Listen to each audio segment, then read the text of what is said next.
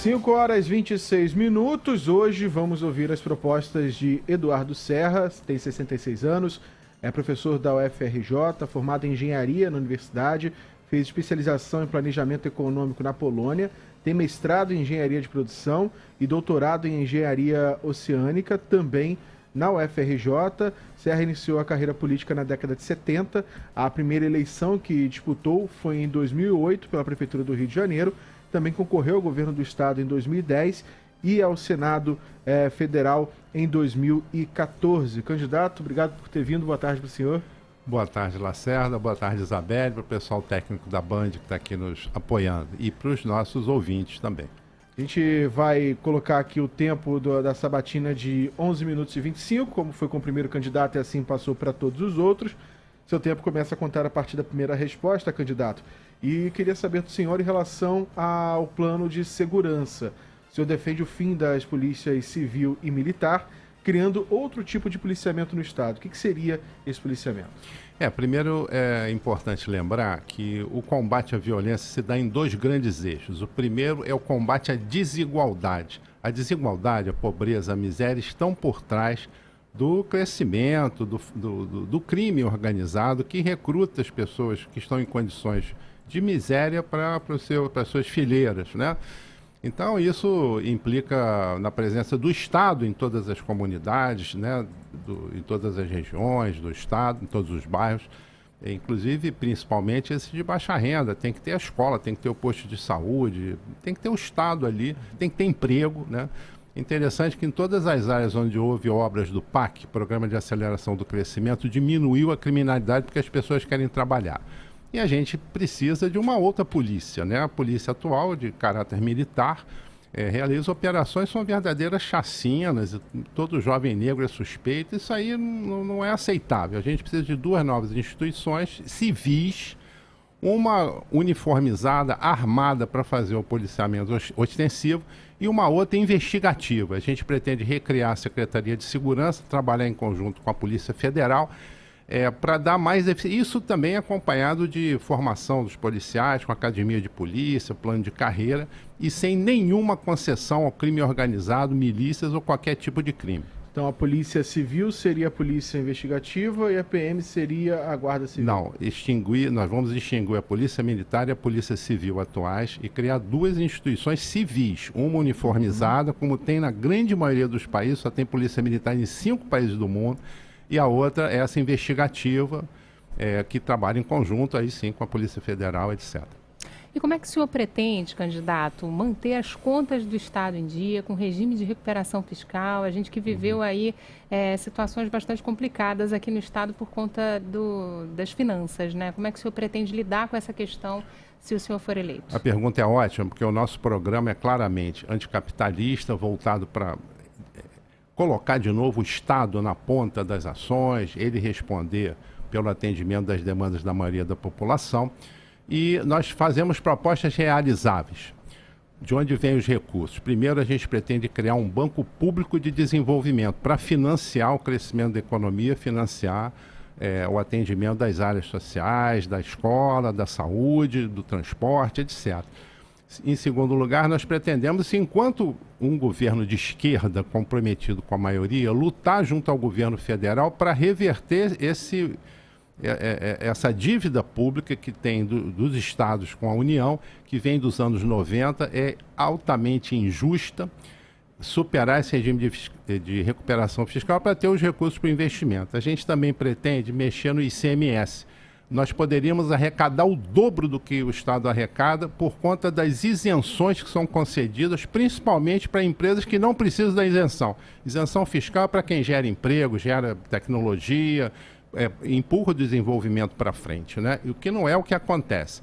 E também pelo próprio crescimento econômico que a gente pretende acelerar com a recuperação da indústria naval, que eu estava vendo no noticiário agora aqui, o Brasil já foi o segundo produtor mundial de navios, tem um potencial enorme. Vamos fazer reforma agrária no Rio de Janeiro, vamos apoiar as micro e pequenas empresas, e com isso esse investimento cresce, retorna, e nós vamos ter mais recursos para custear as nossas ações, que têm prioridade nas áreas sociais.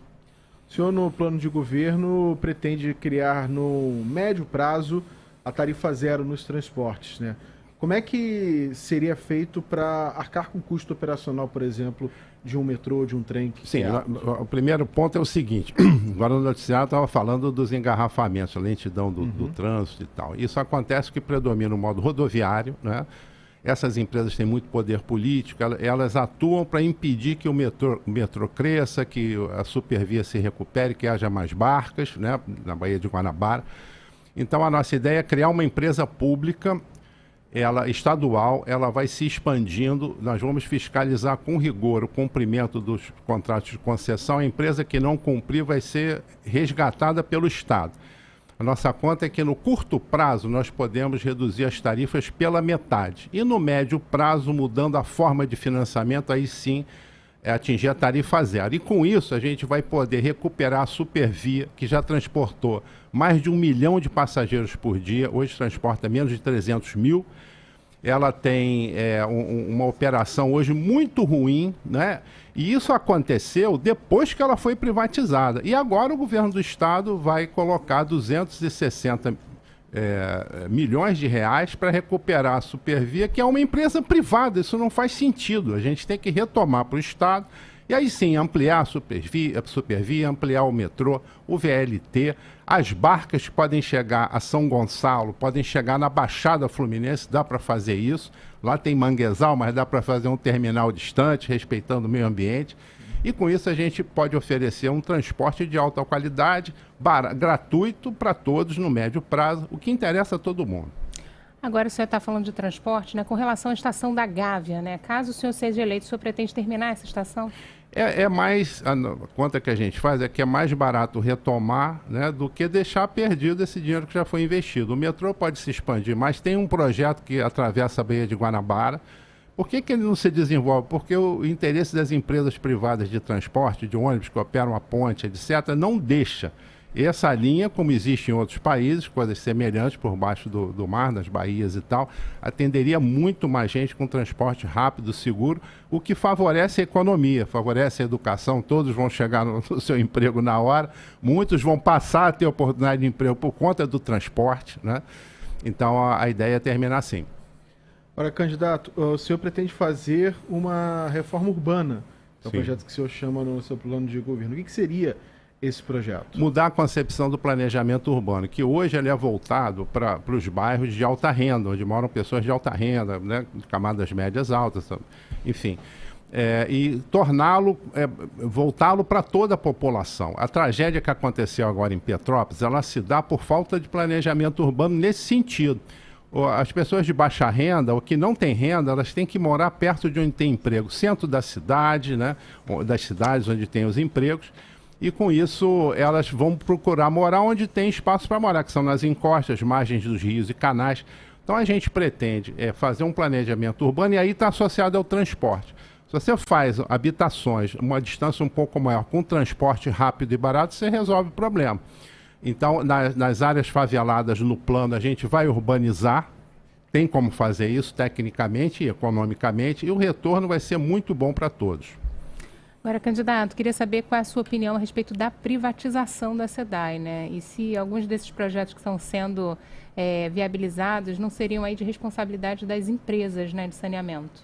Olha que boa pergunta, né? Hoje no Globo tem entrevista do presidente da nova empresa, né, SEDAI privatizada. Ele diz que diminuiu a clientela, demitiu vários técnicos e essa empresa atende a 17 dos 92 municípios do Rio de Janeiro. E está correto na lógica da empresa que visa o lucro. E está errado na ótica social, que é para atender a todos. A água é fundamental, um direito de todos. Então, nós temos a proposta clara de reestatizar a SEDAI para que água e saneamento básico sejam garantidos para todos. Isso tem a ver com o meio ambiente, tem a ver com a saúde, tem a ver com qualidade de vida. A gente defende os interesses da maioria da população, dos trabalhadores, e não do lucro privado. Candidato, em relação ao Maracanã, dá para sair agora em outubro o edital de licitação do estádio, um novo edital. E o que o senhor acha de privatizar o estádio? Eu prefiro o modelo que os equipamentos esportivos, né, sejam do Estado, que podem, claro, né, em regime de concessão, de contrato, cedê-los para o esporte profissional e tal. não vejo com bons olhos a exploração privada dos equipamentos públicos. Nós temos, inclusive, que expandi-los, né, para torná-los pontos de apoio para a educação, para o esporte amador, né, para o esporte ligado à saúde. Então, preferimos o modelo público. Queria que o senhor falasse também um pouco das suas propostas para o interior do estado, né? A gente está falando aqui de questões que estão muito ligadas ao dia a dia de quem está nas cidades, a gente falou de metrô, falou de trens. Queria que o senhor falasse um pouquinho da situação do morador do interior. Então, a Baixada Fluminense, né? Por exemplo, tem muitos municípios, ela tem 25% da população do Rio de Janeiro e 11% do PIB, do Produto Interno Bruto. Isso já dá uma ideia da desigualdade. Muitos municípios da Baixada Fluminense têm menos de 50% de oferta de saneamento básico. E aí a resposta está no planejamento urbano, está na ênfase à água e saneamento por uma empresa pública, está ligado ao transporte, que é perfeitamente integrável à Baixada Fluminense com o centro do Rio, e muitos moradores da Baixada vêm trabalhar no centro do Rio e encontram problemas nos trens, nos ônibus lotados, as tarifas são caríssimas. Então, assim, o planejamento urbano e o planejamento regional tem que se voltar para a maioria da população. E a Baixada Fluminense é um bom exemplo de abandono, né? Uma região extremamente carente em vários sentidos. E na nossa proposta a gente iguala, né, o esforço para todas as regiões do estado. E, claro, dando ênfase naquelas regiões onde há uma maior desigualdade, como é a Baixada Fluminense. Já está no último minuto aqui da nossa sabatina.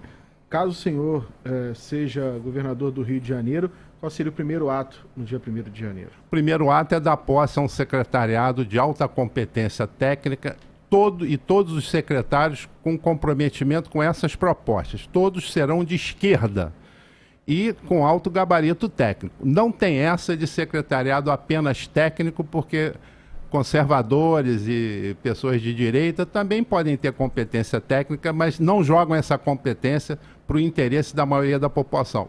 Esse vai ser o primeiro ato. Gostaria de agradecer ao candidato Eduardo Serra, candidato ao governo do estado do Rio de Janeiro, a participação aqui na sabatina no jornal Band News Rio, segunda edição. Candidato, obrigado por ter vindo aqui, viu? Eu agradeço pelo espaço, uma boa tarde para todos. E eu lembro a você que a íntegra dessa entrevista e também dos outros candidatos está disponível no nosso perfil lá no YouTube, youtube.com/bandnewsfmrio.